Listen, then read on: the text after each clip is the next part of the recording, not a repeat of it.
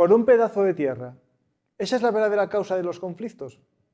Vamos a verlo en el ejemplo de la guerra en Ucrania, con José María, nuestro amigo, y su mapa.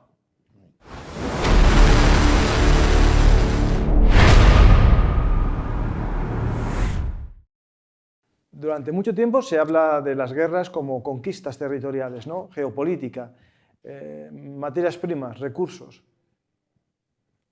vías de acceso a otros continentes, el control de un pedazo de tierra. En este libro del amigo Yago Rodríguez explica el valor de las conexiones geopolíticas, pero también conexiones económicas, conexiones de telecomunicaciones, conexiones humanas, para entender la geopolítica en el siglo XXI y también a lo largo de la historia, en las distintas eras.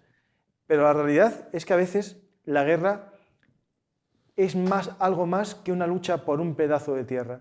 ¿En Ucrania se lucha por cada metro porque el objetivo es el metro de tierra o es algo más? Leyendo este artículo que tengo en mi mano del Instituto de Estudios de la Guerra americano, que se llama El libro de la rusificación, es decir, el libro de juego de la ocupación del Kremlin, es decir, básicamente cómo Rusia rusifica a sus territorios conquistados, empiezas a ver un enfoque muy distinto de la causa de la guerra en Ucrania. Siempre se habla de geopolítica, un colchón de seguridad. Otros hablan de la lucha por los controles de la tierra, las materias primas, por el prestigio, el nacionalismo, pero también este artículo te abre los ojos a otro elemento, el control de los recursos humanos.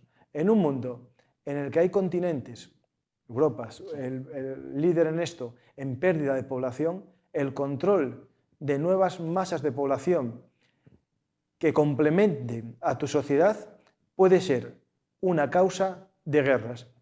Aquí estamos hablando de la Rusia de los ruski, ¿no? Es decir, ese ruso eslavo ortodoxo que no se puede encontrar en los países del Stan, ¿no? En el Cáucaso. Rusia solo los puede encontrar en Ucrania y en Bielorrusia. Por eso su obsesión, porque el país hermano perdido vuelva a su redil. No es por territorio, sino por las personas que viven dentro. En este artículo se ven las herramientas que desde el 2014 se utilizan en Crimea y en el Donbass, como la entrega de pasaportes, los sistemas de ayuda social a aquellos que tengan ciudadanía rusa. También la movilidad obligatoria de personas fuera de las fronteras ucranianas para ser educados en la cultura rusa, campamentos de verano para niños ucranianos para que se sientan rusos, adopción de niños por familias rusas sin tener en cuenta las leyes internacionales de adopción. Todo eso y mucho más es lo que a mí me hace pensar que detrás de esta guerra hay también no solamente una lucha por el terreno, sino por las personas. Vamos a verlo, o ya lo sabemos, porque estamos ante una guerra de anexión, ¿no? Ya no es una guerra de política, de poner un gobierno títere, ¿no? Esto es una guerra de anexión, sí, con lo que conlleva, ¿no? Es que así es, o sea, por ejemplo, en la Segunda Guerra Mundial, cuando Alemania intentó, y casi de hecho lo consiguió, conquistar toda Europa, no quería hacer de todos los países que conquistaba una prolongación de Alemania. Por ejemplo, Alemania invadió y ocupó Francia y no quería convertir a los franceses en alemanes, ni mucho menos. Pero no, aquí es distinto. Aquí Rusia ocupa el territorio y luego quiere rusificar, hacer rusos a la gente que lo habita. Desde ese punto de vista étnico, comentábamos antes que para Rusia los ucranianos deben ser como una especie de hermanos de sangre, eslavos, ¿no? Son la clase de población que ellos querrían tener en Rusia y no los asiáticos o los, vamos a llamar, turcomanos, ¿verdad? Entonces consideran a los ucranianos como ese pariente o hermano descarriado al que hay que enderezar y traer de vuelta, como tú lo has dicho, al redil. Y si no quiere por las buenas, por las malas. Entonces hay todo una gradación de tratamiento que se hace con la población. A los que se considera irreductibles o peligrosos se los elimina, a los sospechosos se les deporta, y al resto pues se les rusifica de grado o por fuerza, mediante la propaganda o mediante la coerción. Y luego el futuro para ellos, que son los niños, esos, por supuesto, son separados de sus familias, entregados a instituciones rusas o familias de adopción rusas, donde ya se les hace lo que antes se llamaba vulgarmente el lavado de cerebro, partiendo de cero, una inmersión en todo el educativa y en todos los órdenes, ¿no? En el universo ruso, para hacer de ellos pequeños ciudadanos rusos, ¿no? Porque Rusia tiene ese problema demográfico que afecta a otras sociedades también, que los rusos, digamos, étnicos blancos tienen una tasa de natalidad muy baja, como la nuestra o peor aún, pero en cambio los otros no llamados rusos, que ellos llaman Rosigi o Rosiki, ¿no? Sí. A los que no consideran rusos de pleno derecho, esos no, esos como son asiáticos, como son turcomanos, tienen otras tradiciones socioculturales y eso sí que tienen muchos hijos, pero esa gente no es la que a ellos les interesa como habitantes y ciudadanos de la Federación Rusa, ¿no? Pero mira, en cambio los quieren para morir por la causa, para trabajar y para morir, sí, pero en cambio ellos preservan del frente y de la guerra y del ejército, preservan a los rusitos blancos. O sea, es una cosa que es tan evidente, y de hecho cuando hablas con algún ruso que es brutalmente sincero, él te lo dice así. Esta gente son los que tenemos aquí para que se mueran y tal. Esta es una guerra muy compleja en la que para lograr ese fin vale cualquier medio. Estamos ante un mundo de la guerra híbrida. Hace poco, bueno, no sé si saldrá por ahí una especie de chiste, una caricatura en la que sale un hombre tapado como todos los conflictos del mundo y al quitarlos sale Putin. Básicamente, ¿podemos interconectar los principales conflictos con Rusia? Yo creo que sí. Hablando de interconexiones y un conflicto que cada vez está latente, pero cada vez va más, es el caso de los hutíes y el ataque a los barcos. Estos últimos días hay ataques también a barcos cada día casi, pero lo interesante es una noticia que es la primera vez que los hutíes atacan un cable de conexión de Internet, que es algo que se hablaba que Rusia podía hacer en Europa, y de hecho lo hizo, si no recuerdo mal, hay por ahí un cable en Finlandia que se rompió, y hay gente que acusaba a un submarino ruso, pero bueno, estos son como lo del ahí como es, ¿cómo es? El Nord Stream, que nadie sabe quién fue, ¿no? Pues ese cable fue cortado, los hutíes dicen que están ellos detrás de ese corte. Ahí tenemos otra nueva herramienta, ¿no? Otra nueva arma en este mundo cada vez más interconectado. Hablando también de ataques a la interconexión de los países, hay el rumor, ¿no? Que era armas nucleares rusas en el espacio para poder cegar con una onda electromagnética los satélites espía estadounidenses. Eso rompería un tratado que hay de no proliferación de armas, o mejor dicho, uso pacífico del espacio. Y bueno, quién sabe. Acordaros de aquella guerra de las galaxias de Reagan, sí, que en aquel momento se hablaba de lanzar misiles para luchar contra los misiles, ¿no? Es decir, una especie de escudo antiaéreo en el espacio. Pues tenemos, interconectando puntos, también una noticia interesante, que es cuando hablábamos en octubre que detrás de lo que pasó con Hamas podía estar otro país, ¿no? O otra alianza de países, y no solamente Irán. Hoy Israel, su embajador en la ONU, declara que para ayudar a Ucrania en la lucha por la defensa de su población civil, va a entregar un sistema de alerta temprana. Es decir, la cúpula, el Iron Dome que tiene Israel, tiene unos sistemas de advertencia de lanzamiento de proyectiles, que es lo que hace que funcione muy bien el sistema. Por lo tanto, lo que va a hacer es entregar no en sí el sistema antiaéreo, sino los sistemas de alerta temprana para que se usen con los Patriot o otros sistemas. ¿Qué te parece esta nueva...? Hombre, pues me parece un salto cualitativo muy grande, porque desde el primer momento se especuló cuando bueno, todo el mundo asistió horrorizado. Bueno, no todo el mundo se horrorizó, las cosas como son. Hay gente que se alegró. Sí, a los ataques salvajes de Hamas contra Israel. Como estaba claro, y todo el mundo, yo el primero y muchísima gente, veíamos claramente que no a la fecha y el momento de aquellos ataques no había sido casual, que sospechosamente la fecha beneficiaba y coincidía con las ofensivas rusas en el Donbass, sobre Avdiivka y sobre otros lugares, bueno, pues muchos establecimos un lazo de conexión entre Moscú, Teherán, y que es el patrocinador explícito de Hamas, ¿no? Y aquellos ataques, ¿verdad?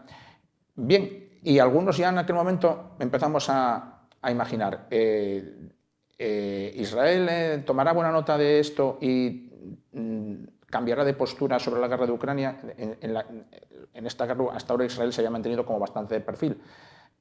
¿Hará pagar a los rusos su connivencia con Irán y su connivencia con Hamas?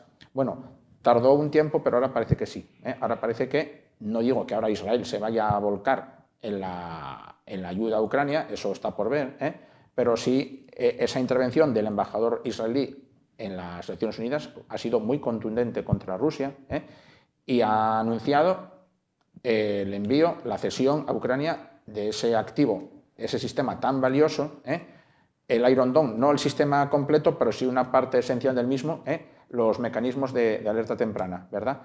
Y a lo mejor, quién sabe si otros sistemas de artillería o de otras armas que no sean exactamente ese, de los cuales igual no se hace tanta publicidad, pero que Israel posee. Y Israel lo que puede dar es, sin que le cueste armas para su ejército, que lo necesita, información. es información, pero sí. sobre todo sistemas de control de fuego.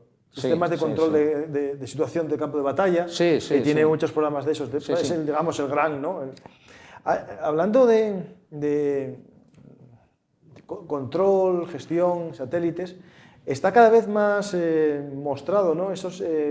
Los Starlink que tiene Rusia. Rusia cada vez más está presumiendo de los sistemas de Elon Musk, que tienen ellos y que al parecer los están usando a través de contrabando, pero la compañía no podrá hacer nada para caparlos, es decir, unas IPs o algo así que estén... Mira, no sé, pero es muy raro. Ya sabemos que desde el primer día Elon Musk mantuvo lo que puede decir es una actitud equívoca en cuanto a ayuda a Ucrania, que ayuda a Ucrania, pero de mala gana y arrastra. No, pero primero se entregó voluntariamente. Sí, pero llegó un momento en que... Sí, y entonces desde el Pentágono a Elon Musk le han tenido que enmendar la plana un montón de veces, pero bueno, él se nota que en sus declaraciones, además no se esconde, se manifiesta como prorruso, y quiere ya que Rusia gane la guerra de una vez y demás, ¿no? ¿Lo dijo eso?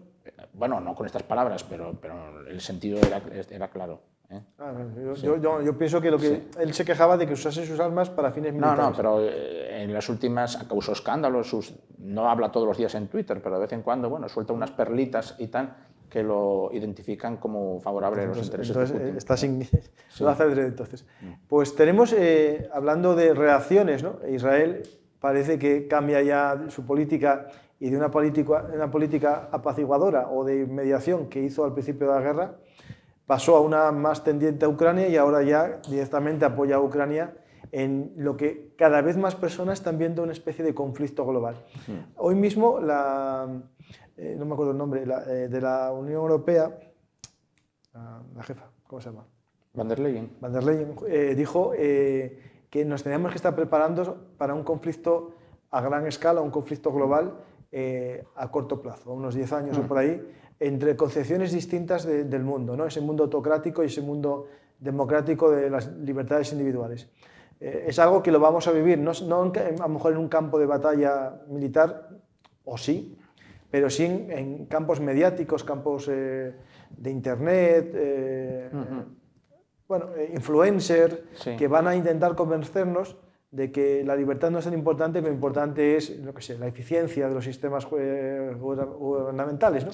¿Para qué quieres un gobierno libre si es corrupto? Mejor un sistema eficiente que no es corrupto. Si alguien me dice, me puede mostrar un sistema autocrático que no haya sido corrupto y creador de oligarquías, que me lo digan. Yo no creo que en la historia todos los sistemas,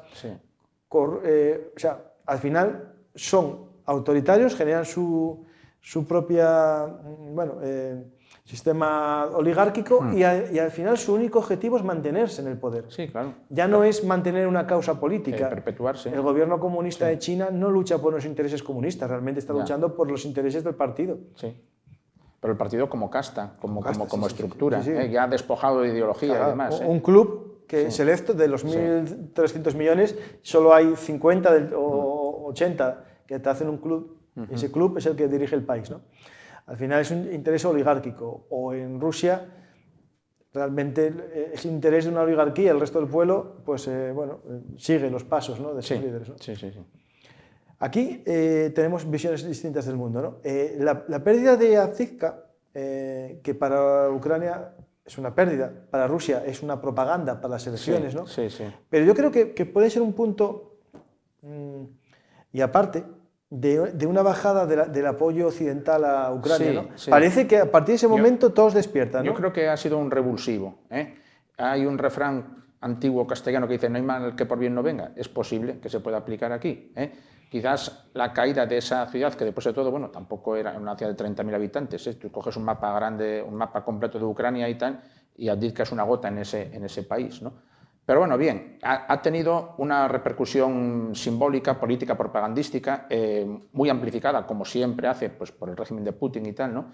Y entonces esa repercusión quizás estamos viendo que ha influido en Occidente para llamar la atención, tocar a rebato, ¿eh?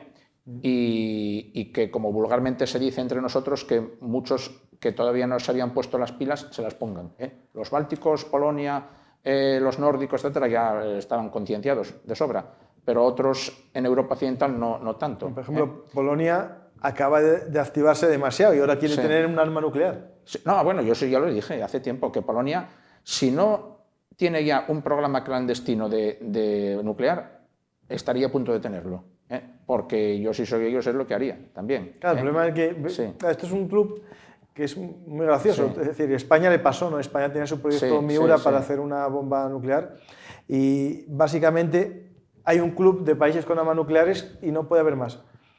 Pero claro, al final termina viéndolos. Sí, pero claro, con sanciones. Entonces, ¿Polonia se va a arriesgar a tener sanciones? Yo creo que... Dentro de la Unión Europea no creo que lo dejen. No lo sé, ya veremos. No va a tener difícil. Pero Israel la consiguió y Pakistán la consiguió, la India también. Irán dice que está creciendo. Y ahora las reglas del juego se están rompiendo y se están repartiendo cartas nuevas, ¿eh? ¿Quién sabe? O sea, tú date cuenta, esto, por ejemplo, algo que era impensable hasta hace poco, que Suecia rompiera una tradición de neutralidad de siglos, en varios meses la ha roto. De un siglo. La ha roto, vamos, sin dudar y decididamente, de cabeza. Tal. Y ahora Suecia, hoy, bueno, ya es una realidad, ya es de la OTAN. El Parlamento húngaro ya levantó el último veto que tenía Orbán, que por cierto, Orbán, cómo se está reconvirtiendo de un día para otro también, es algo tremendo. Ahora Orbán dice que Rusia no debe ganar la guerra porque no es del interés para Ucrania que tener frontera directa con Rusia. No, para Hungría, sí. Perdón, eso. Perdón, pero sí, razón, no es Hungría. No, bueno, sí, pero es que hasta hace 4 días él estaba entregado entregado de pies y manos a los intereses de Rusia. El poderoso caballero es don dinero, ¿no? Si ahora le dan ayudas de la Unión Europea, bien. Si antes se las dio Rusia para llegar al poder, bueno, también. De hecho, hablando de prorrusos, agentes prorrusos y tal, es interesante Francia. Francia tiene un problema interno, bueno, el gobierno de Macron, y de hecho Macron se vino arriba diciendo que él está a favor de mandar tropas francesas a Ucrania. Y justo cuando sale el primer ministro en el Parlamento francés en un debate contra Le Pen, le vino a decir a Le Pen que, bueno, que claro, es verdad que básicamente le vino a decir que tú eres parte del ejército ruso. Sí. Es que fue un zasca, como se dice ahora, tremendo. Pero no fue Macron, fue el primer ministro. El primer ministro este jovencito que hay ahora. Bueno, Macron es joven. Bueno, sí, y le vino a decir no sé si era Le Pen o alguien... Era Le Pen en persona. Y él vino a decir algo así como, sí, no hay, los rusos en realidad ya están aquí, los tenemos sentados aquí enfrente, y señalándola a Le Pen, ¿no? Y señalándola como agente de Putin directamente. Es verdad que siempre se habló de que había una financiación al partido, al igual que a muchos más partidos de extrema derecha y extrema izquierda, es decir, dentro de la guerra híbrida, esa guerra asimétrica que se está realizando en este mundo, financiar a un partido que desestabilice a la nación enemiga o la nación adversaria es una herramienta más, como ya estamos viviendo en España con la financiación a partidos independentistas, ¿no? O no financiación, perdonad, no, con las proposiciones de que si logra la independencia se deberían dándoles 10.000 soldados y cosas de esas, ¿no? Sí, sí. Y esto está ante los juzgados españoles, lo tienen ya verificado, y también la Unión Europea está cada vez más preocupado por esas injerencias, ¿no? Injerencias que afectan a todas las ramas de la sociedad. Sí, sí.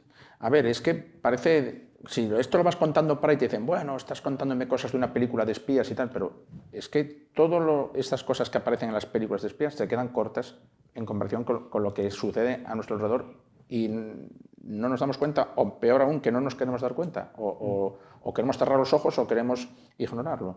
Bueno, sin ir más lejos, lo del asesinato el otro día del piloto ruso refugiado en Villajoyosa, era, ¿no? Sí, pues, bueno, un simple ejemplo más, ¿no? Pues tenemos este frente tal y después nos vamos al frente, digamos, de la logística, la munición. Cada vez se necesitan más armas para Ucrania, cada vez es más difícil rascarlo de los almacenes, bueno, entre comillas, porque hay países que Estados Unidos tiene campas enteras llenas de carros de combate que dándoles un poco de aceite funcionan. Bélgica acaba de comprometerse a entregar 200.000 proyectiles. Hay más países, por ejemplo, Checoslovaquia, ya hablamos que querían, que saben dónde hay 800.000 proyectiles porque se los vendieron a ellos, estoy seguro. Claro. Y que no quieren decir el país, yo creo que es para que Rusia no vaya antes y se los compre. Bueno, pero eso lo sabe en los círculos que los tienen que saber, la gente lo sabe. Se hablaba de Sudáfrica, hoy se hablaba de Turquía, se hablaba de Corea del Sur una vez más. Bueno, más Corea del Sur. No, sí. Bueno, ya aportó casi todo lo que podía aportar. No solo vende a Rusia, pero Sudáfrica... Sí, no sé, a ver, pero bueno, poniendo el dinero que hay que poner, yo creo que... Ya, pero si Sudáfrica, si pone Rusia si los rusos ponen más, quién sabe. Bueno, y hay un montón de países africanos que tienen todavía reservas y arsenales de origen ruso-soviético. Munición de 122 y munición de 152. Y esa munición para Ucrania es plenamente válida. Pues hablando de munición, vamos enlazando escenarios. Nos vamos a de hecho, se decía que, mira, escucha, 800.000 proyectiles, no solo de 152, de 155, que es el calibre occidental, 800.000, no sé cuántos cientos de miles también de 152, que es el calibre ruso, pero 3 millones del calibre 122, que es un calibre algo menor, pero bueno, para artillería de menos radio de acción, menos radio de alcance, también son buenos. Pero 3 millones son bastantes. Eso es lo que Checoslovaquia tiene más o menos... sí, que lo que Checoslovaquia tiene más o menos localizado. Y ahí el impulsor... Checoslovaquia, perdón. República Checa. Es que estamos todavía... No, es que el que los vendió seguro que fue Checoslovaquia.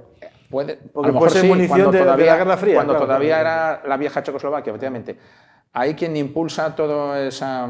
está moviendo esa operación es el presidente de la República Checa, Petr Pavel, que fue antiguo militar. ¿Sabes quién te digo, no? Esta señora así de barbita blanca y tal. Pues eso, él está tirando de ese carro y bueno, parece que sí que lo va a conseguir. Ahora hace falta que desde Occidente, Unión Europea, OTAN o las instituciones que sean, aparezca el dinero que es necesario para comprarla ya. Ahí había el debate de que muchos países europeos querían dar dinero, pero para que se hiciese en Europa la munición. Sí. Pero claro, eso lleva un tiempo. Y Ucrania lo necesita ya. Sí, no, entonces yo creo que inteligentemente lo que tendrán que hacer es comprar una munición a corto plazo y después poner nuestra industria a funcionar. Porque esto por desgracia, los años de abundancia y Alicia en el País de las Maravillas, no es que no hayan existido, sino que era un poco una fantasía. Y alrededor nuestro viven lobos que no queremos saber que existen. Y a día de hoy ya sabemos que hay lobos. Tenemos dos opciones: meter la cabeza bajo el suelo como las avestruces, o saber que puede haber un conflicto y la única forma de que no exista ese conflicto es producir la suficiente muestra de fuerza para que el enemigo no te ataque. Es decir, lo que se llama evitar la guerra por... se me fue el nombre. La disuasión. Por disuasión, justo. Disuasión. Sí. Y entonces sería un éxito que nuestra munición se caducase y se tirase. Eso es. Hay un tema muy interesante que está pasando estos días, que es Transnistria. Transnistria es un territorio moldavo que en la época de los años 90, en un ejemplo de movimiento nacionalista ruso en un territorio de una exrepública, que en este caso es Moldavia, un territorio anexionado en época de Stalin a Rumanía, se lo quitó Stalin a Rumanía y se generó después una república de Moldavia. Dentro de esa república de Moldavia había un territorio autónomo que creo que era Transnistria, Y ese territorio, en los años 90, tuvo un movimiento nacionalista apoyado por Rusia y generó un territorio autónomo, no independiente, nadie lo reconoce, pero sí autónomo. Ellos están ahí viviendo tranquilos, hay unos soldados, unos 10.000 soldados, dicen uno, otros 5.000, bueno, las cifras cambian, vigilando el mayor polvorín o el mayor arsenal de munición en la Europa Oriental, que está en Transnistria, y durante toda la guerra, estos 2 años de guerra, están tranquilos, Ucrania no les ataca, ellos no atacan, pero esta última semana el Parlamento de Transnistria aprueba que sus representantes vayan a Moscú a pedir que Rusia los anexione. Un movimiento igual a lo que pasó en el Donbass en el 2014, y eso nos puede generar un nuevo frente de desestabilización, no solo para Ucrania, sino en este caso para Moldavia. ¿Qué pasa en el caso de que Moldavia, ante la anexión de un territorio por una potencia extranjera, ataque? ¿Tiene capacidad Moldavia de atacar? ¿Qué sucederá si Ucrania ataca a Transnistria cuando ya es territorio ruso? Que podría, porque están en guerra. Por poder, sí. Pero, ¿qué sucedería con Moldavia? ¿Lo consideraría una violación de su espacio? ¿O llegaría a un acuerdo entre los dos para atacar a Transnistria? Que se lo permitiera. Claro, ¿y cuál será la respuesta de Rusia cuando invada un territorio que en teoría es ruso? Claro, porque esto ya lo hablamos muchas veces, cuando el caso de Gerson, ¿no? Las famosas líneas rojas de que ante el ataque a un territorio ruso se usarían armas nucleares. Cuando perdieron Gerson, que era territorio ruso, sí, no se enfadaron. Ya, o sea, no. Sí, porque Rusia al poco tiempo anexionó, hizo los referéndums y declaró oficialmente ruso todo aquello que había invadido. Ahora mismo, desde el punto de vista estrictamente ruso, Melitopol y Berdiansk y Mariupol son Rusia. Sí, estaba viendo, creo que fue un 80% en Gerson o por ahí de votos. Un 80% de votos a favor. Ah, bueno, 85 por ahí. Y cuando la anexión de Crimea habían sido el 96 o por ahí. Sí, ahí fue el 97. Sí. Pues tenemos estos elementos de geopolítica. ¿Nos falta algo más o ya nos vamos al campo de batalla? Bueno, no sé. Sí, si queréis vamos a los frentes ya. No, porque yo más o menos estaba dicho todo. Únicamente Estados Unidos, lo que pasa allí, oye, cada día clama más al cielo. Si ya son muchas las voces que señalan a el presidente de la Cámara de Representantes, el Speaker Johnson, como un agente ruso. Es algo tremendo. Estaba financiado por una empresa. Sí, claro, es que su campaña de elección fue financiada por 3 empresas de capital ruso. Ya, pero eso no entiendo que eso no sea causa ya para quitarlo del cargo. Bueno, a ver, hay una de dos. O encuentran un mecanismo alternativo para forzar la votación aún en contra del parecer suyo, porque él está dispuesto. Ayer tuvieron una reunión en la Casa Blanca con el propio Biden y los otros representantes de las mayorías y tal, y la apretaron, pero él se mantuvo cerril y dijo que... ¿Y las mayorías llegan a un acuerdo? ¿Está en el acuerdo? Parece que sí, Entonces, pero es que si él no quiere poner el tema a la orden del día no se vota. Y entonces dice que eso lo meterán en la orden del día en el momento oportuno. O sea, que le dio largas a... Pero que ya no depende ni del Partido Republicano. No, es que él dice que, a ver, es que es su potestad. Si él no quiere sacar el tema a votación, por mucha gente que tenga comprometido su voto, ¿qué más da? Si la votación no se celebra... Sí, pues, pero que no hay, si me entiendes. Es decir, en España, el presidente del Congreso, aunque sea un cargo, depende del partido político que le ya, sí, pero, ahí es otro mundo pero distinto. Él parece que obedece directamente a las órdenes de Trump y realmente que ambos dos parece que obedecen, si no a las órdenes, a los intereses de Moscú. Yo lo veo así. ¿Y cuánta gente lo ve así? Y luego existe ese hecho de que su elección fue financiada por empresas con capital ruso y demás, ¿no? Pero entonces, cuando hablamos de todo esto, que es verdad, que yo lo pienso, cuando dicen que todo esto lo orquestó Estados Unidos para que Rusia entrase en una guerra, a ver si pensaba, ¿sabes al revés? Si es Rusia la que maneja los Estados Unidos, viendo lo que estamos viendo. Es decir, lo que estamos viendo. Aquí los que justifican esta guerra porque es Estados Unidos la que la empezó, pues al parecer va a ser que no. Que va a ser siempre. También hay voces que dicen que como esto se prolongue mucho más, que a ver si encuentran el mecanismo para destituirlo, que también hay. O sea, en Estados Unidos hay mecanismos jurídicos para casi todo. También hay más uno que lo nombró, lo puede quitar. Ya. Si hay mecanismos jurídicos para destituir al presidente, el impeachment. En España existe seguro. Si nombras a un presidente del Congreso, lo podrás quitar con los mismos votos. También, sí. Yo creo que sí, seguro. Bueno, a ver, no lo sé. Si no, para el grupo mixto. También, sí. Qué risa.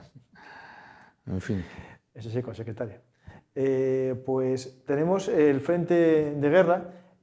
Básicamente estamos en una fase, un poco resumen, ¿vale? Sí. En estos últimos meses, el que lleva la iniciativa en los ataques es Rusia, pero a unos costes humanos y materiales muy altos. Es decir, el porcentaje de pérdidas es mucho más alto en Rusia que en Ucrania. Algo normal también en una situación de ofensiva. Es decir, esto es lo normal. Lo que no sabemos es cuánto tiempo podrá Rusia o cuántos pueblos podrá tomar a este ritmo. Es decir, si tomamos como un ejemplo la toma de Avdiivka, una población de 30.000 habitantes, de las que habrá en Ucrania, en esa zona, 100, Sí. tenemos un tema que es el siguiente. Se usaron unos 50.000 hombres para enfrentarse a unos 7.000 ucranianos y según datos rusos, no nuestros, ni occidentales, rusos, se habla de 16.000 muertos. Sí. Y 45.000 bajas. En la horquilla empezando por abajo. Sí, 16.000 a 45.000 bajas. De ahí hacia arriba. Sí, pero no muertos, 45.000 bajas. Sí, sí. Si vamos al ratio de esta guerra, que si siempre se habla que de 3-1, porque hay muy mala asistencia médica, no hay casi evacuación de heridos, y vemos algo que es muy duro de ver, gente que se suicida, Sí. porque saben que nadie va a ir a rescatarlos, el ratio de 3 heridos, un muerto, nos llevaría a eso, si son 16.000, 46.000, que Sí. va a esa horquilla de 46.000 bajas. Pues sí, la verdad es que es tremendo y bueno, siempre surge la duda de hasta qué punto Rusia puede aguantar sostenidamente ese ratio de pérdidas, ¿no? Yo estoy seguro de que puede aguantarlas más en el campo humano que en el campo material. Rusia tiene unos colectivos ahí que esos casi sí dan la sensación de ser inagotables, que son los pobladores de origen asiático. Otras gentes que ya no son rusas, pero que ellos reclutan en África y en Nepal, otros países de Asia. Pero lo que sí creo que puede tener un fin son las existencias de material, los blindados, los vehículos, los carros, que están ahí almacenados en esas campas, que no son inagotables como mucha gente cree, porque esos vehículos se destrozan a docenas cada día. Es algo No, y no se fabrican miles tampoco. Y no se fabrican al mismo ritmo que se están destruyendo. Los que se fabrican nuevos partiendo de cero son un puñado al mes y lo que se pone sobre el campo de batalla son, digamos, reformas o restauraciones de modelos que tienen décadas de antigüedad. Y sin restaurar. Y sin que restaurar, ya se vieron sí. en el campo de combate T-54-55. Tal cual o sea, sin nada, sin una radio nueva, ni le pusieron un radiocassette, directamente En fin. al campo de batalla. Y estamos hablando de carros de combate de 1947. 1947. El primero, el que se vio en Robotini hace Pero poco. bueno, el problema es que tienes que matarlo igual, tienes que destruirlo igual. Claro. Lleva 4 hombres dentro, 4 hombres que van a morir, pero luego también obligas a los ucranianos a gastar 1 o más armas anticarro en destruirlo. Sí. Y esa es la filosofía de los rusos. Por ejemplo, es verdad que vimos ahí en Robotine, que es ya el lugar que ahora es el objetivo del avance ruso. No estamos ante un lugar estratégico. Alguien dirá, pero si Ucrania lo conquistó, ¿por qué era estratégico? No. Para Ucrania era el camino para llegar a un lugar estratégico, que era Tomák, para cortar un poco el corredor del Azov. Y para Rusia tiene 2 objetivos, o 3, mejor dicho, desde mi punto de vista. Primero, alejar a Ucrania de Tokmak, es un objetivo muy válido.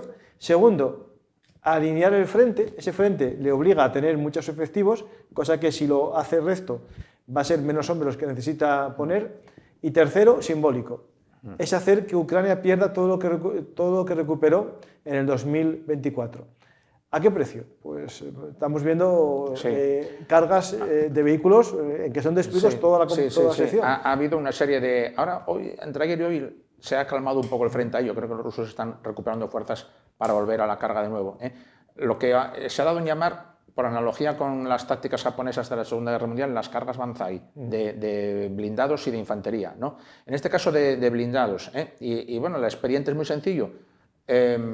Lanzar contra un sector muy concreto y muy localizado del frente una avalancha de 3 compañías de BMPs, 30 unidades, 30 vehículos cargados de personal, sabiendo que con casi toda seguridad 15 o 20 de esos vehículos van a ser eliminados casi instantáneamente, pero que sobrevivirán 10 o menos con sus infantes para todavía intentar tomar la posición. Entonces, es lanzar contra las defensas ucranianas más unidades y de blindados y más infantería que la munición que los ucranianos puedan gastar en destruir. Y algo que cada vez Ucrania tiene menos, es decir, eso es algo que se vio en la Avdiivka. Si tuviesen toda la munición que tendrían, a lo mejor no hubiesen perdido Avdiivka. Si ellos, vamos a poner, estoy haciendo un ejemplo, estiman o suponen o tienen información de que Ucrania en ese sector tiene 20 unidades anticarro, lanzan 30 vehículos, saben que 20 o 18 van a ser destruidos, pero van a sobrevivir 10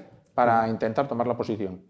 Y si es un día nublado en el que los drones no vuelan o tal, van cogiendo ventajas. O por ejemplo, en esta guerra se está demostrando que Rusia tiene mejores avances en territorio urbano que en territorio rústico, cuando sería al revés, es decir, el campo abierto.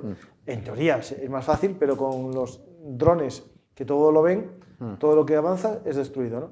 Y los avances se hacen más en ciudad. Eso sí, una vez que llegas al borde de la ciudad, el avance se hace más difícil. Lo estamos viendo en Avdiivka. Es verdad que cayeron los pueblos cercanos, pero no aprovecharon tampoco mucho Yo pensé que desde que cayó la ciudad, que todo el sistema defensivo ucraniano se iba a derrumbar y que los rusos iban a poder hacer una explotación del éxito y a profundizar en la brecha. Pero ya van 10 días o así desde que la ciudad ha caído y los rusos han avanzado hacia el oeste en torno a 2 kilómetros nada más. Han obligado a los ucranianos a retirarse de la primer cinturón de aldeas que rodeaban Avdiivka 2 kilómetros al oeste, Stepové, Las Toshkine y Sigverne. Y ahora se disputa por los siguientes pueblitos que están otros 2 kilómetros más hacia el oeste, que son Orlivka y Tonenke, ¿verdad?